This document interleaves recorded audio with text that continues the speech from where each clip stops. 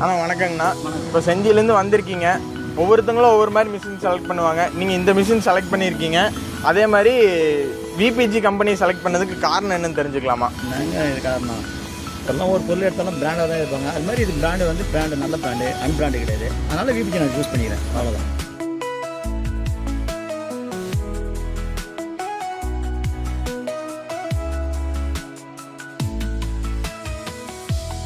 ஆனால் பிராண்டுன்னு நீங்களே சொல்லிட்டீங்க. அப்போ பிராண்டுங்கும் போது மிஷினோட ரேட் எல்லாம் அதிகமாக இருக்குமே. அப்போ அந்த மிஷினோட ரேட்டை பற்றி நீங்கள் கொஞ்சம் சொல்ல முடியுமா? பிராண்டுன்னா அதாவது பிராண்டு இருக்கிறதுலாம் ரேட்டு அதிகமாக இருக்காது.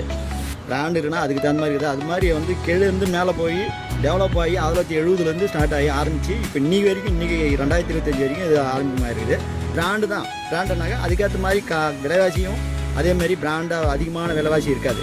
நல்லா நேர்மையாக இருக்கும், அதேமாரி கரெக்டாக இருக்கும், நேர்மையான வழியில் இருக்கும். அதேமாரி கரெக்டாக அந்த பிராண்டுக்குள்ளே ரேட்டாக இருக்கும் மிஷினு. அதேமாதிரி தரமாக இருக்கும், பொருள் தரமாக இருக்குன்றதுக்காக தான் நான் இங்கே வாங்குகிறேன். வேறு எந்த